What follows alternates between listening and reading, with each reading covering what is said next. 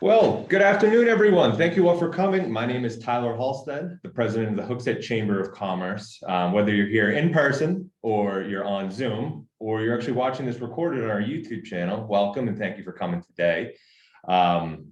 This is our October Lunch and Learn. We try to have at least one educational and one networking event every month.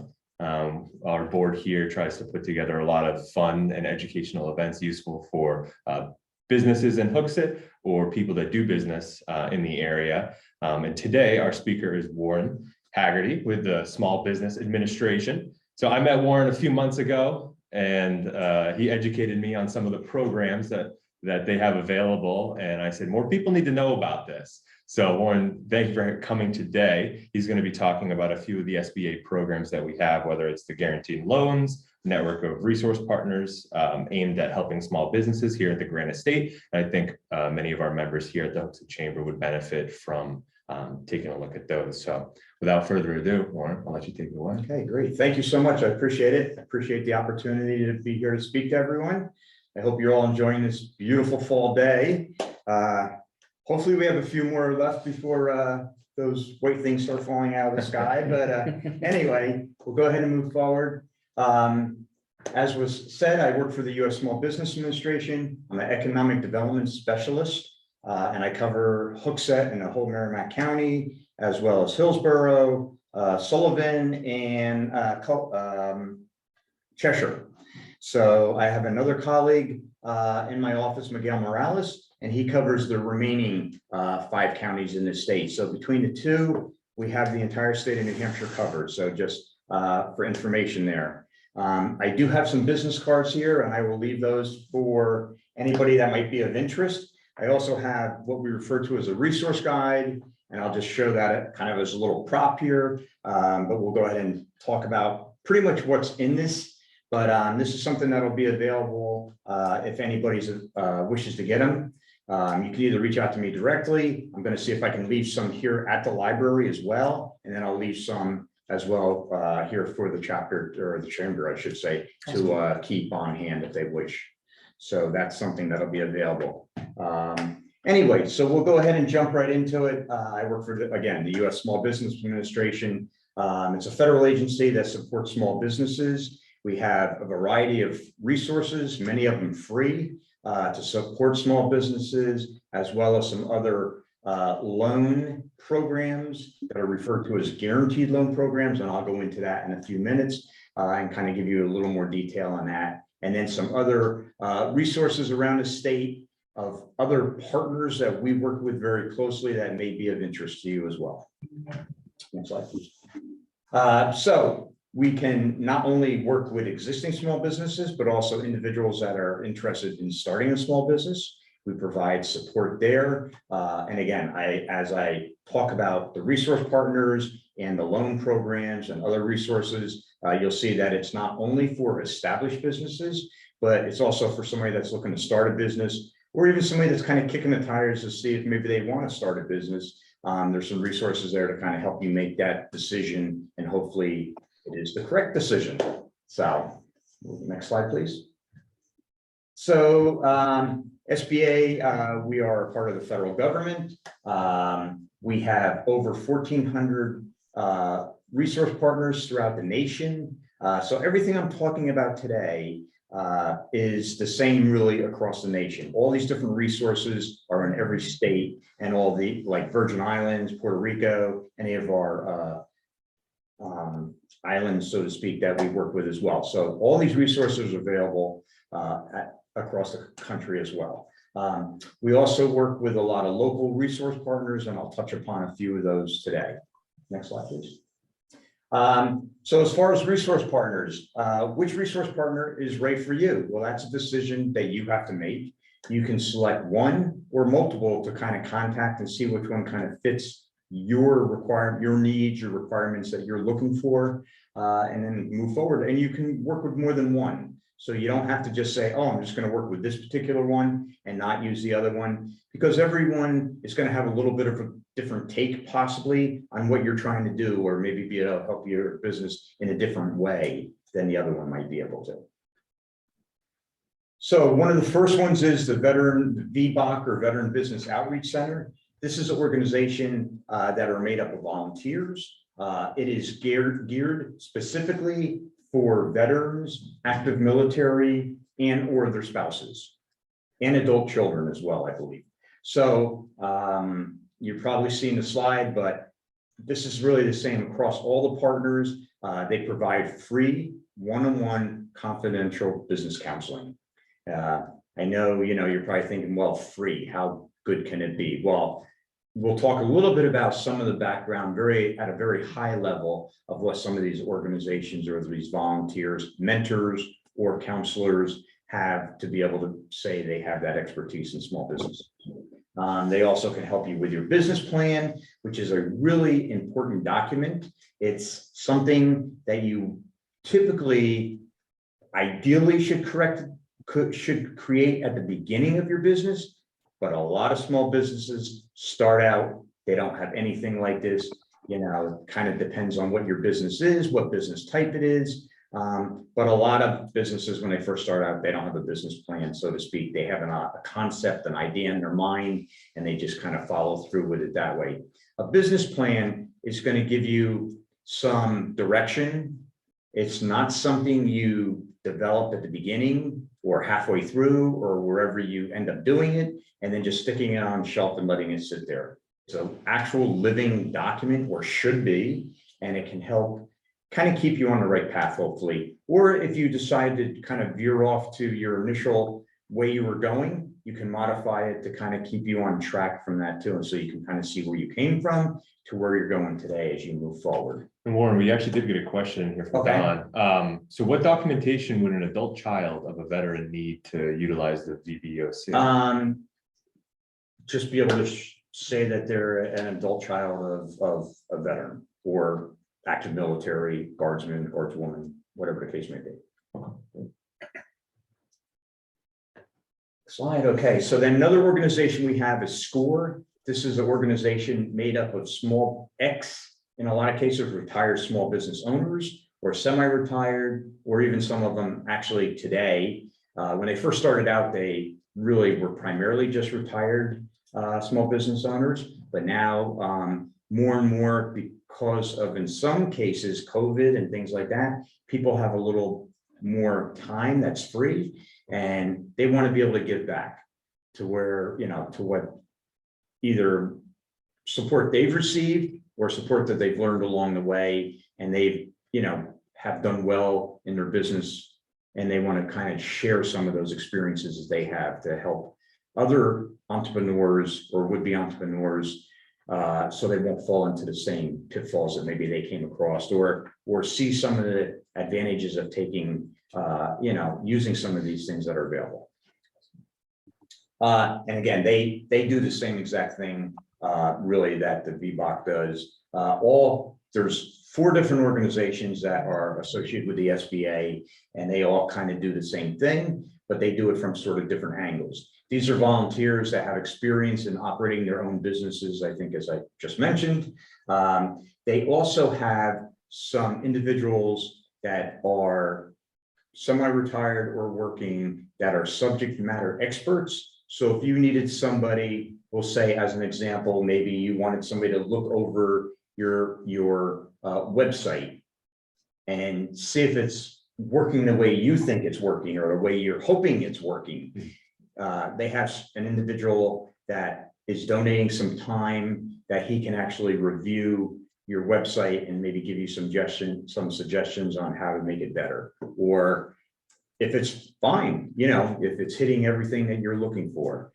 Same way, they also have people that are experienced in social media, and they can help you with that. As we know, that's changing every day. So another great resource that's available. I got a question on the SCORE. Sure. Oh, sorry. No, the only thing I was going to say, sorry, let me just, before I forget, really all of these counseling sessions are all being done virtually. Okay. So you don't have to go, like we have 2 chapters in New Hampshire, one's in the Seacoast and one's in Manchester. You don't have to actually go to Manchester to meet with a counselor it's all done virtually these days. Okay, that was one of them. And my other question is, with the SCORE program and anything else that the SBA does, are they all free? Yep, as far as all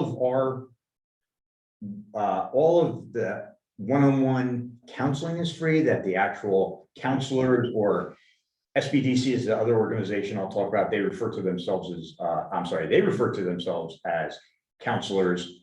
SCORE refers to their individuals that are doing it as mentors. That's the only difference. Same, really one and the same. But they, it is all free. On occasion, there may be a specific class that they offer that maybe is being put on by somebody that they're affiliated with, that there may be some cost to it. But typically all their online workshops, and we'll talk about that a little bit too. All these organizations have a slew of monthly workshops that are all free of charge. All you have to do is go on our New Hampshire website and register form. You go to the link, you register, you'll get an email that gives you the actual link to join whenever the time is appropriate. And they list them out typically anywhere from a month to 6 weeks out.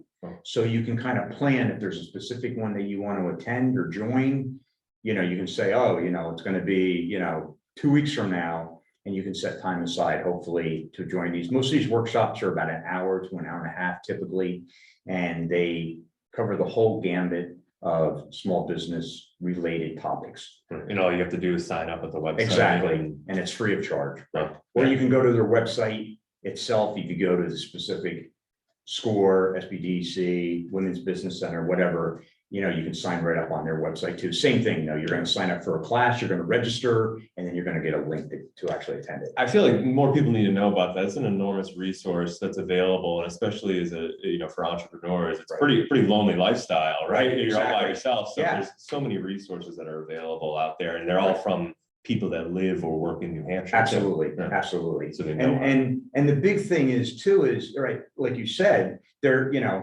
from New Hampshire. Most of them have actually had their businesses or been in these upper management level positions in New Hampshire. So they're very knowledgeable as far as New Hampshire goes and requirements and things. And if they don't have the answer, they can either get it for you or direct you to the people that can. So it's great that way. And another one is the Small Business Development Center, or SBDC. They are affiliated with the University of New Hampshire, actually, and they are certified business counselors. So they've actually been trained to provide business counseling to small businesses. And again, same thing. They have online workshops also at their website. In this case, and actually SCORE as well, and I think the Women's Business Center as well. If you actually do go to their website, they have a lot of recorded workshops that are self-paced that you can log into as well. So that's another option that you can do. SBDC, as does the other ones, but SBDC itself kind of specializes in financing and that kind of, not financing, but like helping you look at your financials and stuff like that. So they've got a lot of training from that aspect that they can do, but SCORE can do that as well. And so can the Women's Business Center, but that's kind of one of the niches that they kind of work on a lot. Are these individuals? So like, are you able to use both SCORE and SBDC, or is it? Yes, no, if you want to work with multiple resources, partners, as I kind of mentioned early on, but if once you register to be a client, as they refer to them, but all that is because they have to track who they're working with and stuff. There's, again, no cost associated with that to become a client. You could work with a SCORE counselor or SCORE mentor and SBDC's counselor, and that's not a problem, or a Women's Business Center counselor, whatever the case may be. So then the fourth resource partner that we have is called the Women's Business. In New Hampshire, it's referred to as the Center for Women and Enterprise, but through the nation, they're known as the Women's Business Center. So it just happens to be the naming convention here in New Hampshire. And again, they offer training, counseling, They can work with you on best practices. Again, a wide variety of partners. The difference is this organization tends to focus on women-owned businesses, or more specifically, and then they do work with men as well, but they kind of, I won't say cater to women-owned businesses, because that's kind of their primary focus is women-owned businesses. And again, if anybody's got questions at any time, and I appreciate you asking, please feel free to ask.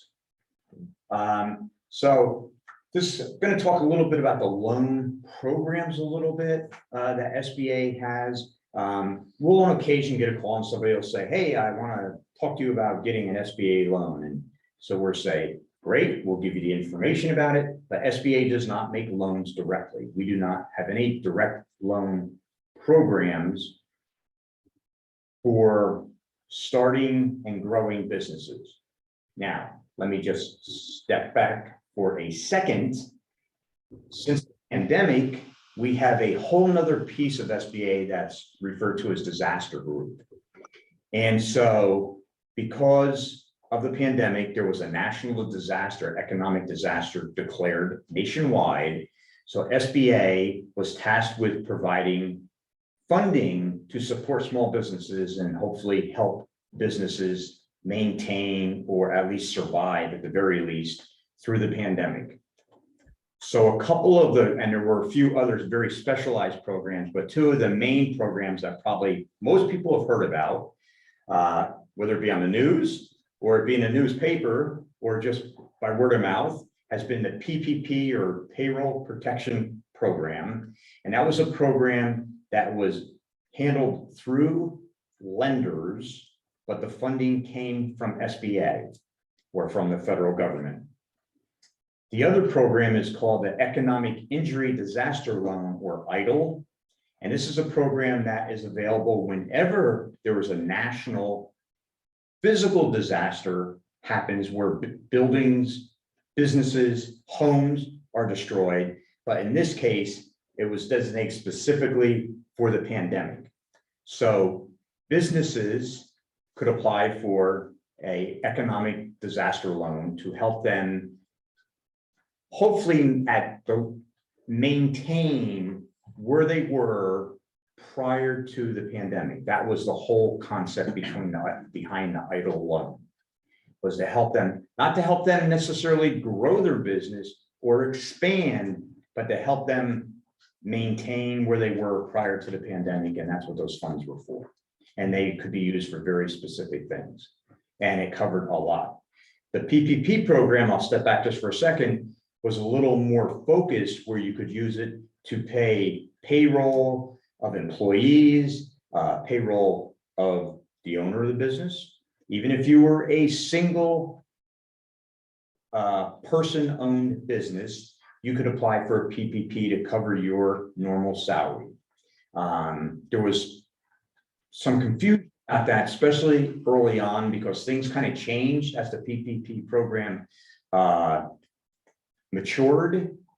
And so different things changed. You could also use it for like electric payments. You could use it for mortgage payments. You could use it for a variety of things like that.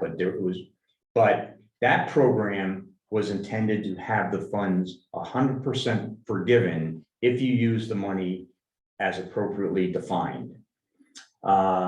If not, in some cases, businesses got portions of it forgiven, and then it turns into a loan. It's actually a really good loan if you had it, but the idea of the program, the full intent of the program was to have the money fully forgiven, however much it was by the federal government.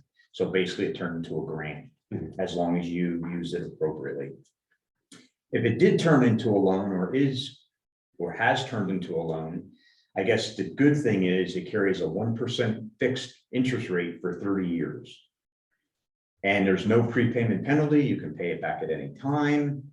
So, if it did for some reason turn into a loan, which again was not the intent, but it had very favorable rates. The EIDL loan is in fact a loan, and those loans are starting to come due because they payments were set aside for a full 30 months from the time the funds were deposited in the business's account, the initial funds, because you may or may not have known, but you could have gone back as the program again matured.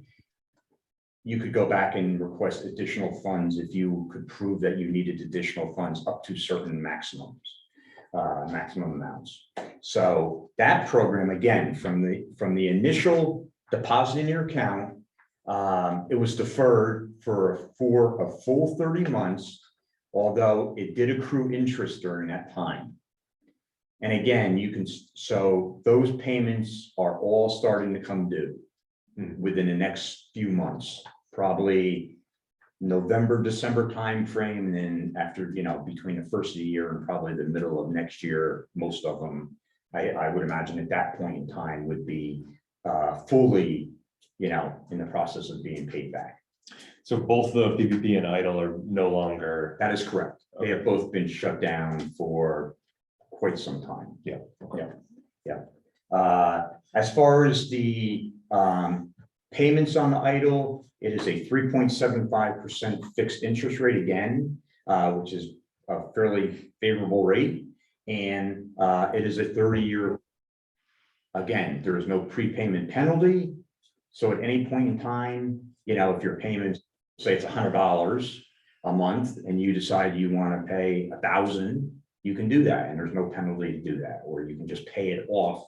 If you're like, wow, we really did well, we're on the other side now, I just want to get rid of this loan, I can handle paying it and continue to pay my other current obligations. I want to do that. Again, there is no prepayment penalty. And actually, we are doing some workshops. SBA is putting on some workshops. I believe the next one is on the 26th, if that's a Wednesday. I believe it's next Wednesday, which I think is the 26th.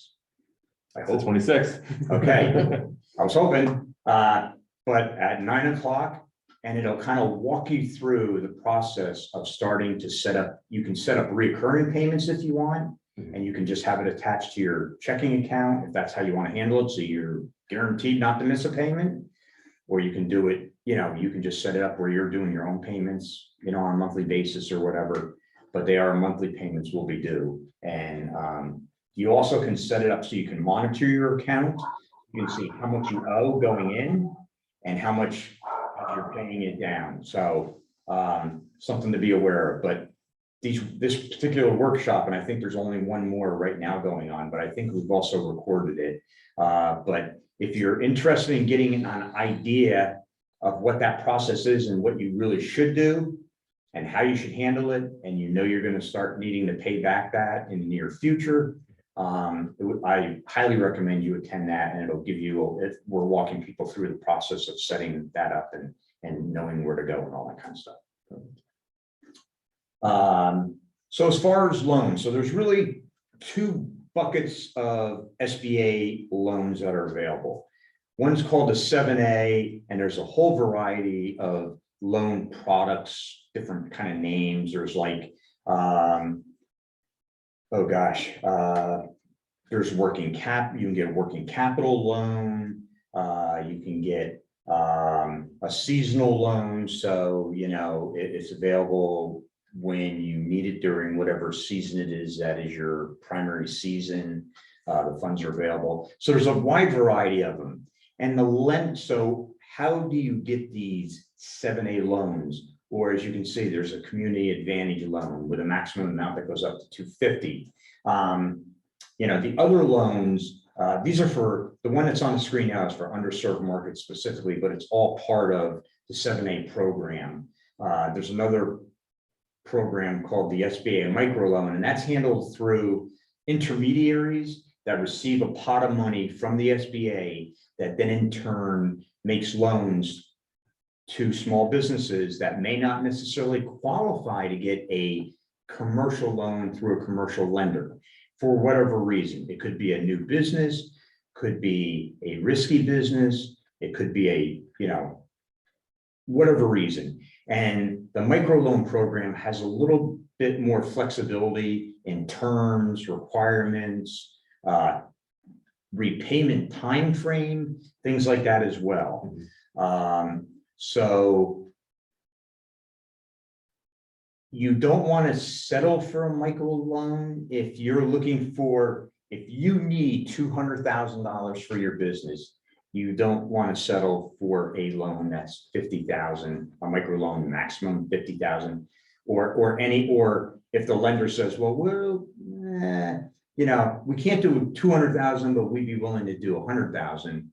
You want to really give that a hard, you know, thought about that, because if you know in your heart that you need 200,000, well, that 100,000 may help initially, but it's going to be very difficult in the short term to go back and get another loan for another pot of money. So you want to be really, not saying you can't have more than one loan, you can, but it's difficult to get that second loan. After you already have a current loan open. Right, and especially if, you know, I mean, let's be realistic. You know, if you know you need 200,000, we'll say to start your business, but 100,000 is going to help you a long way. But you know, it's only going to last you 3 months, right? By the time you buy your supplies or, you know, whatever, you're gonna burn through that money in 3 months, whatever it is. You know, it's going to be very difficult to go back again in a 3 months period of time and try to get another loan. You know, it's not saying you can't down the road, but certainly not in that shorter time frame. So Don had a question. Are the Yep. loans based on personal credit? Both. So it is a consideration because, you know, you are guaranteeing the loan as a business owner. So, and depending on the amount you're borrowing, it's going to vary to some extent what those guarantee requirements are. But I mean, for all intents and purposes, yeah, and they're going to look at your personal finances as well, not just your business finances. So be aware of that as well. And that's all part of your business loan package, so to speak, or your business plan.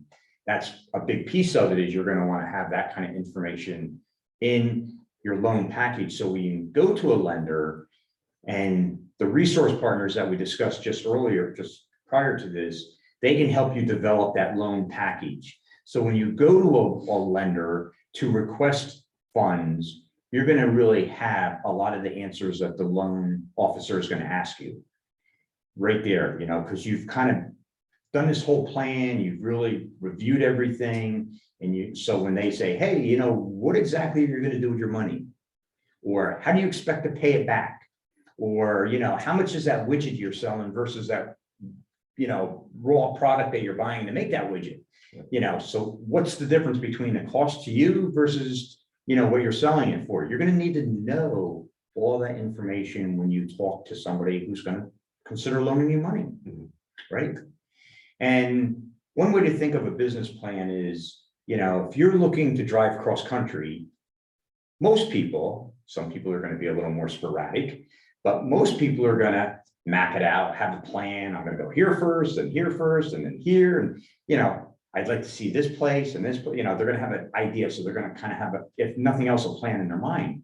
But with a business plan, you got to have, you really want to put it down on paper, and it's going to really help you think through all that things you're going to come up against, all those things that you're going to need to consider when you're running and or starting a business. So extremely important. So the maximum on a microloan is 50,000. And typically, I believe it's about a 7-year payback period, 5 to 7 years, roughly. So just to have understanding that. So the other loan programs, as I talked about, the 7A is really the SBA's primary business loan program. And these are done through lenders, commercial lenders, credit unions, any of the regional, national, community banks. For all intents and purposes, all the lenders in New Hampshire are what's referred to as they participate in the SBA loan, or can participate in the SBA loan programs. Some participate more than others by far. Some don't do any guaranteed loans because they may feel they don't have to. And so when we say a guaranteed loan, what does that actually mean? It means that SBA is guaranteeing a loan that's being made through a lender that works with us, anywhere from 50% of that loan up to as much as, I believe it's 85% is the maximum at this point in time. So what does that mean? That means that they're guaranteed, the lender is guaranteed that if there is issue with the loan down the road, that they are going to get whatever guarantee percentage they receive on that particular loan. They're going to get 50%, we'll say if it was a 50% guarantee of the money that is still outstanding, still owed to them at the time of, we'll say if a business was to fail. Mhm. The small business owner is responsible for the entire amount. So just because we guarantee it doesn't mean that you don't have to worry about it. You are responsible. Now you're paying back SBA that 50% that we honored, we'll say in this example. So that's something you want to keep in mind. But the advantage of a guarantee, if need be, and it is requested by the lender, not by the borrower. So they're making that determination when you're going in and applying for a business loan. The lender is determining whether they need a guarantee to make it go forward or not, where it may be, I'm not sure we can do it without a guarantee. With a guarantee, we're comfortable. We have that, warm, fuzzy feeling, so to speak, where we can do it. So that's the advantage of an SBA guarantee. It can help a loan happen where maybe it would not otherwise. That's the advantage of it. The other program is referred to as the 504 program, and that's primarily for real estate, large pieces of equipment, like if you need a big lathe or some kind of specialized equipment, something like that. That's a program, and that's kind of the breakdown of that is sort of like if you can imagine a three-legged stool.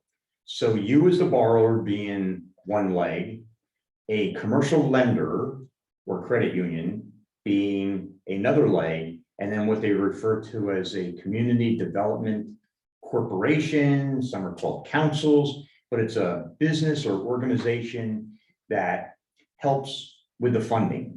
So you as a small business person, typically, if it's not a real specialized use building,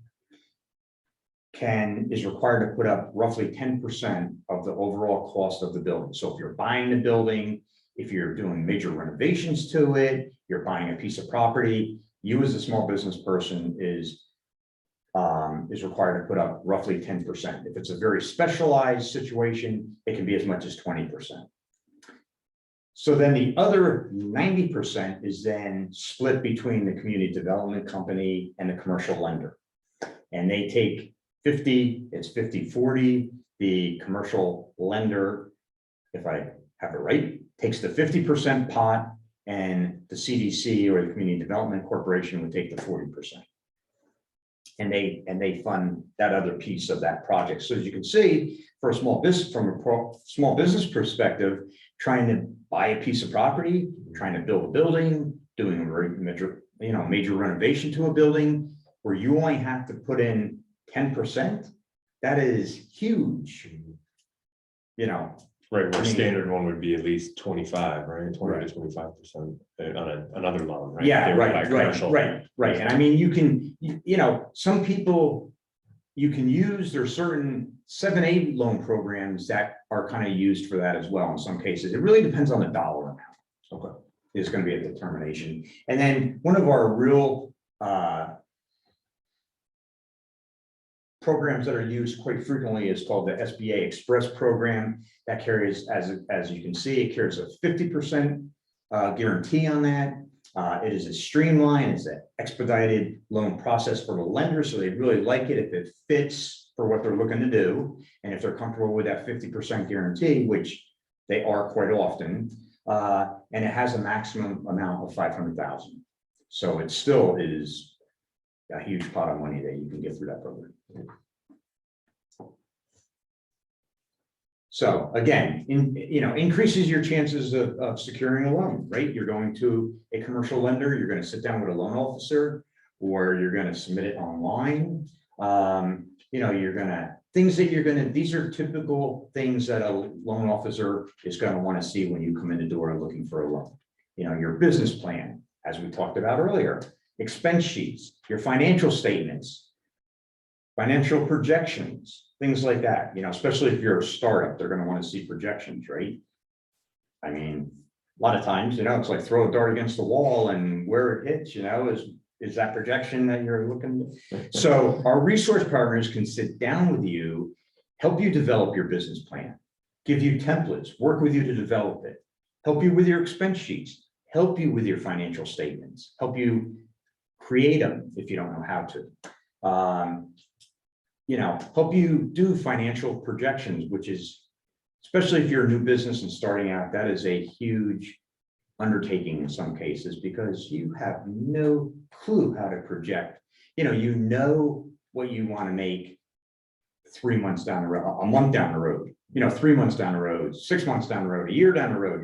You have mile markers, so to speak, that you're hoping to hit.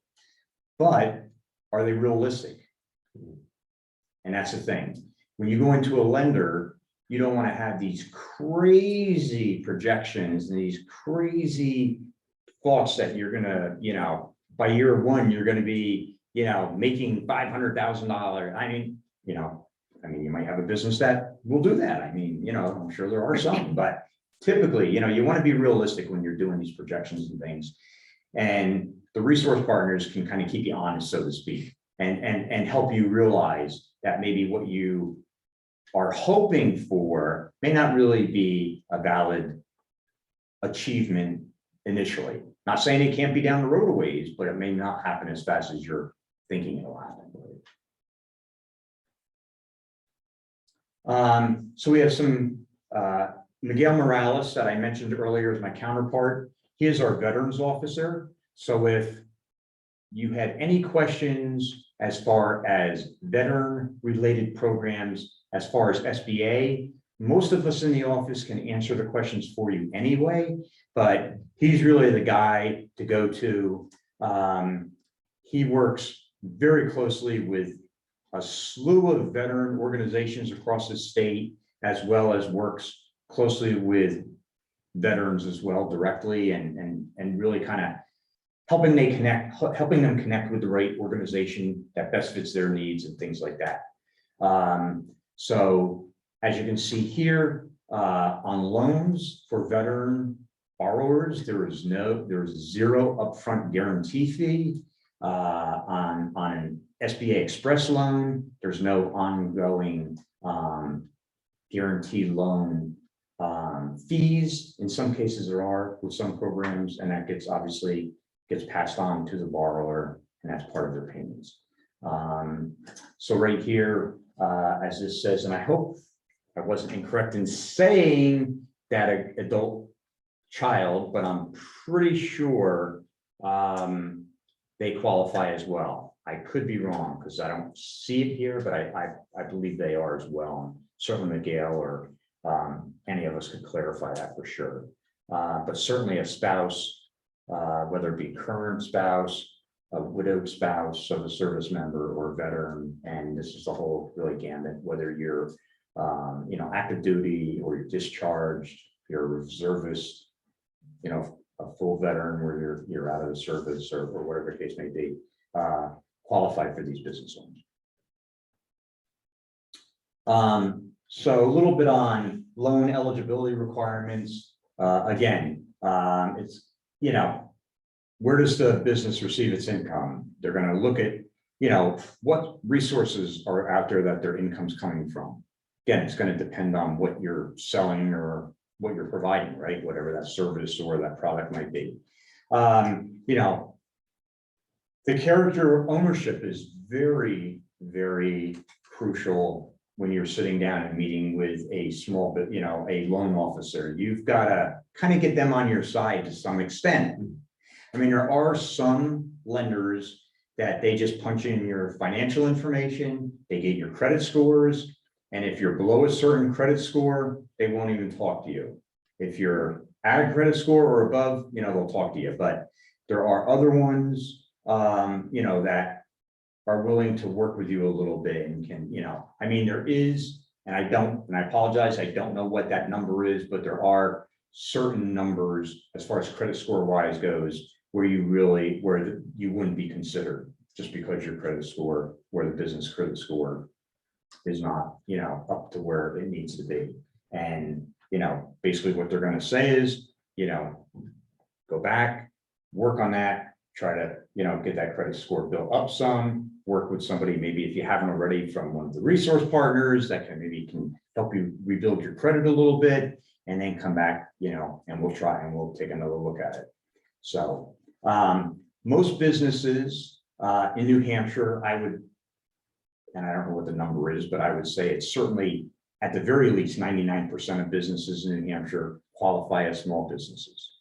Some of the little weird nuances is that, like, if you're in manufacturing or construction, a business can have up to 500 employees and still be considered a small business.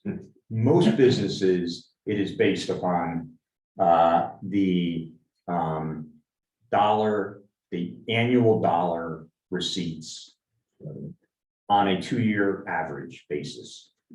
So, and again, so you can check size standards, and it'll tell you by the type of business that you are, whether it's employee-based or if it's dollar-placed, revenue-based. And there is some little fluctuation depending upon what that revenue is, that will vary from business to business in some cases. So it's not like just, I don't know, and it's in thousands of millions of dollars, I should say. So it's not like if you hit 100,000 this year, you're not going to consider it a small business. It's like I said, probably 99, and I'm sure it's higher than that, % of businesses in New Hampshire qualify.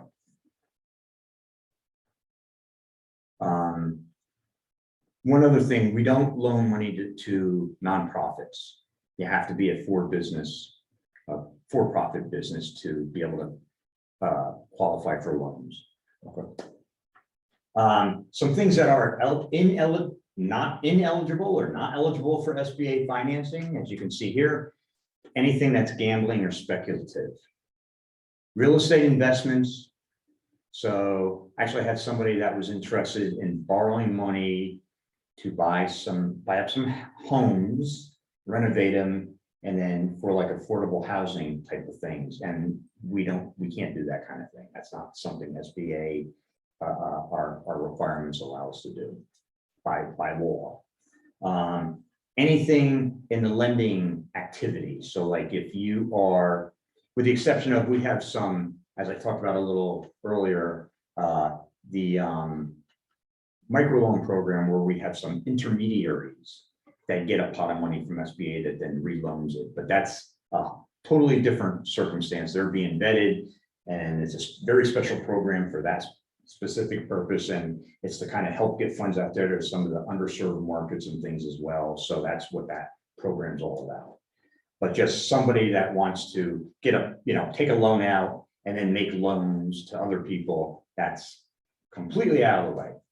Multi-level marketing, businesses that are providing any sort of sexual material, anything involved in the marijuana business, even to go as far, and this may change down the road, it's based on the federal government's rules and regulations, but as of now, if we'll say you have a business that makes grow lamps, and your primary client are marijuana growers, you would not qualify. You could not qualify for a loan. So adjacent business. Yes, right. Exactly.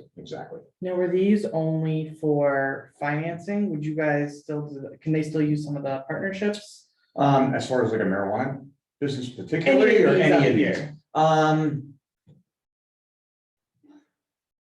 know nonprofits can work with our resource partners. I'm not sure some of these other ones actually can, honestly. Because our resource partners get funding from SBA, so they can provide what they're doing. Got it. So I think by default, they're limited to how much of assistance they can give as well. So I don't believe they can. Again, religious organizations, nonprofits, charitable organizations, illegal activity, obviously, which could be anything. And borrow, and then, of course, any borrower that has defaulted on a federal loan or financing cannot get an SBA guaranteed loan. And that could be an idle loan, which is a government loan, but you know, that they're a little different than our standard loan programs. It could be a student federally guaranteed loan. If you've defaulted on your student loans, you would not qualify. So any kind of loan that you may have gotten for any purpose that was backed by the federal government, and if you've defaulted on it, you would not qualify for SBA funding. Okay. So we have another program that's affiliated with loans and funding. It's called Lender Match, and this is on our website. As you can see, we have a link from our New Hampshire website, which I'll mention at the end of the presentation. But you can also just type in www.sba.gov/lendermatch, and you can go there. Basically, as you can see, you describe your needs. You put in your information, how much you're looking to borrow, type of business. It asks you a bunch of questions. You submit it. Lenders that have been vetted by the SBA participate in this program across the country. So you're not guaranteed to be working with somebody from New Hampshire. You might, but typically probably not. Generally speaking, within a couple days or so, if they're interested in pursuing the possibility of making a loan to you, they will reach out to you. You can contact the lender, and then from there, you know, you decide whether you want to move forward and apply for an actual loan or whatever, but it's another option. So it's really up to the small business person, whether they want to work with somebody local. Typically, I would say somebody that's in business has some sort of a business relationship with a lender already. And generally speaking, you're going to go to them, at least initially, to try to get a loan if you're looking to do that. You know, there's no guarantee, because lenders have certain criterias on their portfolio. You know, they can't be too heavy in one type of business. You know, their particular institution may not necessarily loan or want to loan funds to a particular industry or particular area of the business segment. So there's a lot of things, you know, just because they say, and if you get turned down, don't take no as an answer. You know, if you're not, especially if you're not working with a resource partner, get a resource partner, work with it, and then apply it other, you know, because you don't want to take one no to say you're not going to get funded.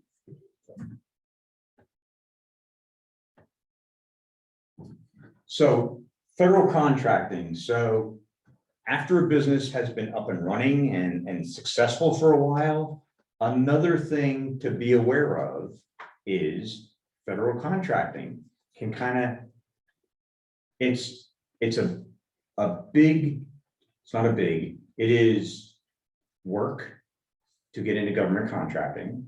Not gonna, you know, sugarcoat it, so to speak. But that being said, it can be icing on the cake. If you have an established business that's doing well and you want to pursue other options, and it can be a product, it can be a service. The federal government is the largest purchaser in the world of products and services as a whole. As you can imagine, every branch of a service, every federal agency, everything that we, SBA, uses, we have to buy, we have to pay for.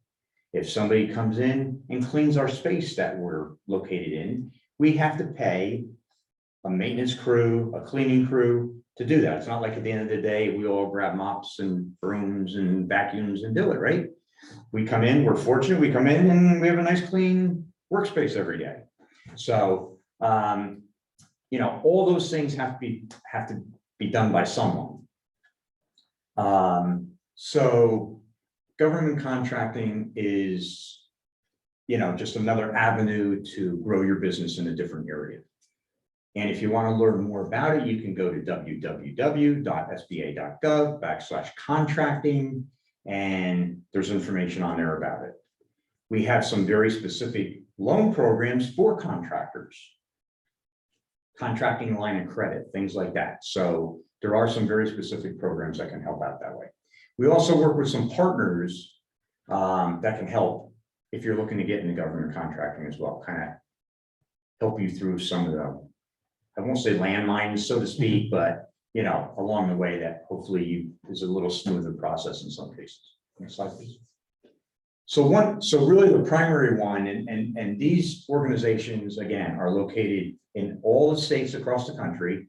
It is called the Procurement Technical Assistance Center, or in some cases, the Procurement Technical Assistance Program. So it kind of depends on where they're located, what they call themselves, but they're really one and the same. In New Hampshire, ours is affiliated, housed, I should say, for lack of a better word, within the state of New Hampshire Economic Development Division group within the state.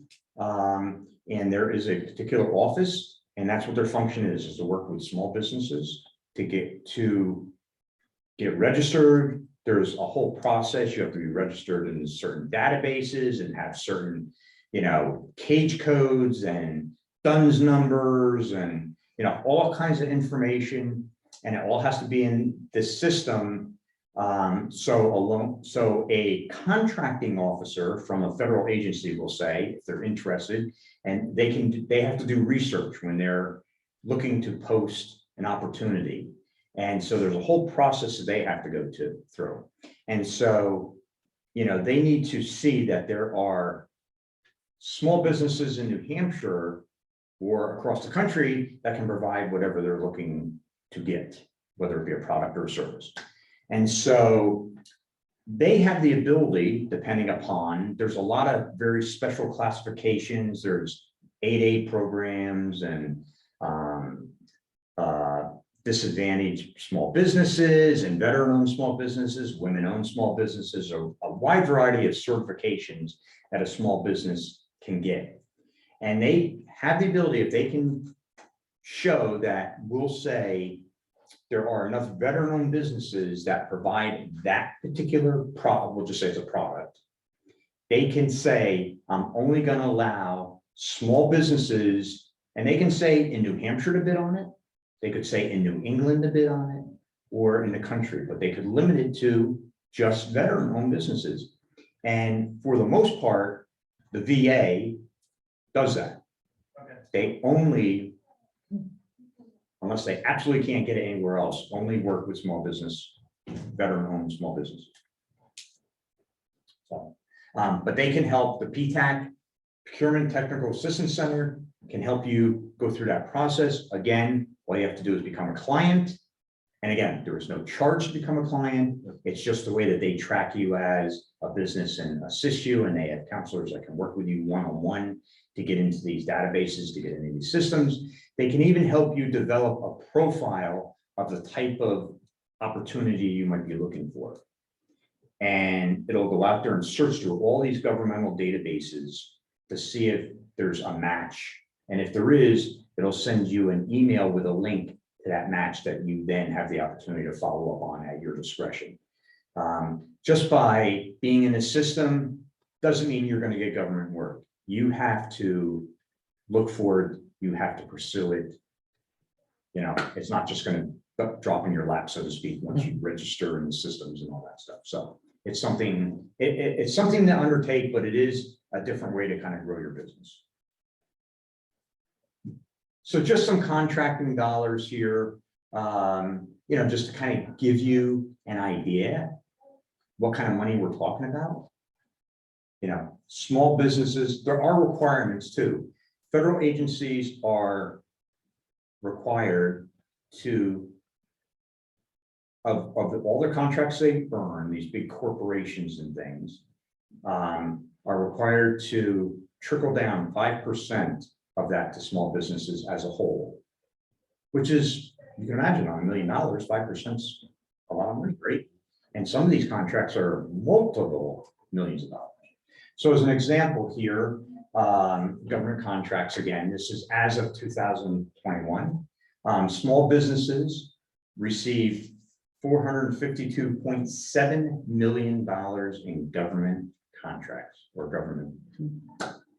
Better known businesses, this is a subpart of that 452. It's not in addition to, so just be aware of that.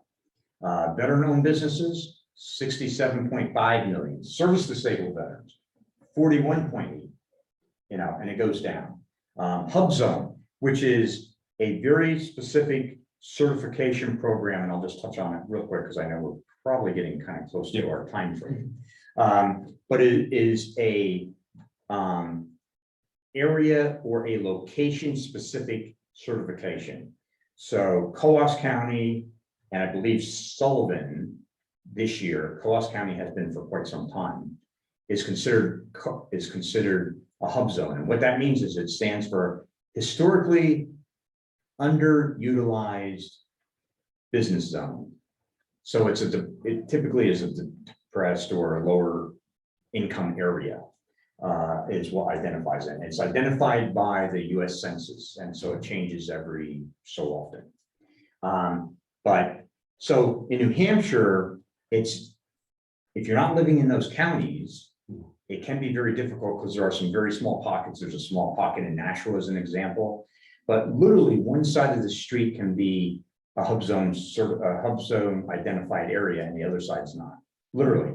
So the caveat with that program is to qualify to be a hub zone, the business has to be located in a hub zone and 35% of the employees have to come from a hub zone. Doesn't have to be the same one, but from a hub zone. So you can imagine if just one side of a street is a hub zone area and there's no housing on that street, the business might be able to locate there, but it's going to be difficult to qualify because you're not going to have employees that meet that other piece of the requirement.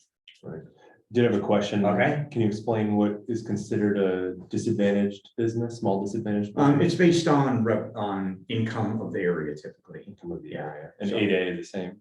Yeah, 8A is a very specific, it is generally identified as a minority owned business, but then other subgroups of small businesses can qualify on like a one-off type of situation. So if somebody can prove that because they were a woman, and I'll just use this, and I know there's lots of women in the construction industry, but I'll just say as an example, say somebody owns a construction company and they're bidding on a project and all the other companies that are bidding are male, and she's not even considered because she's a woman. She could claim that because she's a woman, she is not even getting a look at, so to speak. And if she can prove that, she could qualify for the 8A program, and it is a 9-year business development program that gets a fair amount of support from SBA to help identify opportunities and support them in getting those opportunities to some extent. Right? So that's what that program is. And there's lots of other categories of individuals that might say, I can't get a contract because of whatever. It could be your sexual orientation, it could be your religious belief, could be many different areas of the business owners that are out there. And then this kind of brings us towards the very end, but as I mentioned kind of early on, SBA has a whole different kind of division that is called the disaster group or disaster division, and they kind of fluctuate in size and growth and stuff. And so if there's typically it's historically and normally it's a physical disaster that happens. So like the hurricane in Florida that happened, the president declared, I don't know how many counties, but multiple counties of Florida, I don't know if it was even, it could have been the whole state even possibly, as a national disaster declaration. So what does that mean? They can get disaster loans to help them rebuild, relocate. And not only for businesses, but also for homeowners. So if your house has been damaged, destroyed, after your insurance, if you've got after your insurance and after, other organizations that are out there, Red Cross and things have, kind of done their thing, and you still have a shortfall to either bring your business back online or to finish rebuilding your house or whatever the case may be, you can apply, and you have to qualify, obviously, but you can apply for what's referred to as a disaster loan. And again, it's a very low interest loan for like a 30-year payback period.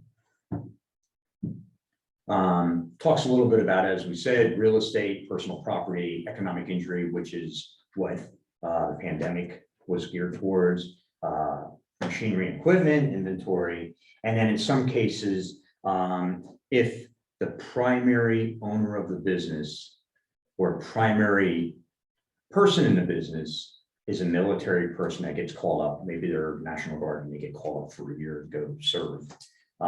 Sometimes they can qualify for a disaster loan to help them during that time, because that primary business owner or that person that's bringing the money into the business is no longer available to do so. And that's a very specific availability. And then, so just real quick, website, this is our New Hampshire website. It is www.sba.gov/NH. All that information kind of that I talked about, specifically for New Hampshire, is on that website. We have a spot on there that says business events, and that's where all our workshops that our resource partners offer is listed on there. You can go through them, you can scroll by, and like I said, usually it's like a month and a half or so out, so you can look at 6 weeks down the road and see if there's something.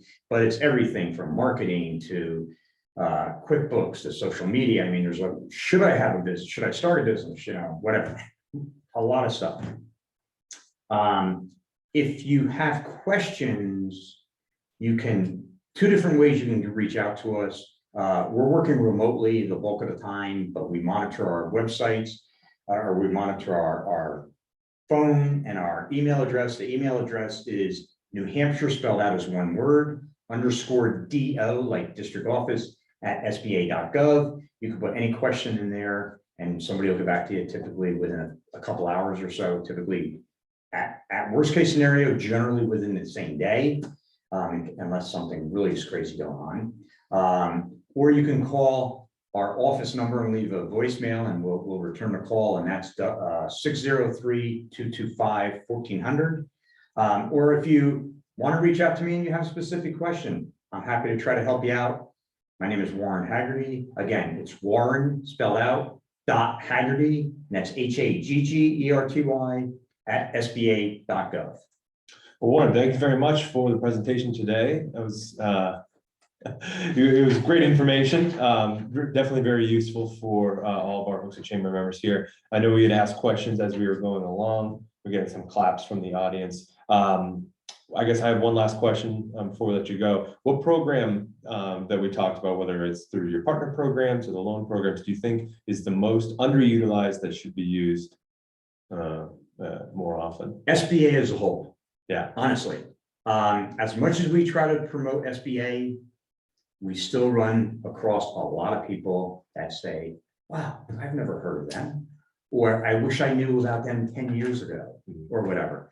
But I would say too, a lot of our resource partners as well provide a tremendous amount of support and help to small businesses or would-be entrepreneurs, and they're not being used to the amount that they should be. And if I could just, I know we're running out of time. So we do an annual small business awards event every year. And right now we're in the process of requesting individuals to nominate people. It's a very painless process. All you really do is identify. We have a small form here, and I'll leave some of these forms here, but there are several categories. The only requirement is the business has to be at least 3 years old and has to have some kind of touch with SBA, whether it be with a resource partner or get some kind of a loan. And because of because of PPP and EIDL, I would dare say almost every small business in the state of New Hampshire has had some kind of touch with SBA of some sort. So we're always looking for nominations, and you can also do self-nominations if you feel that you would qualify. There are multiple categories.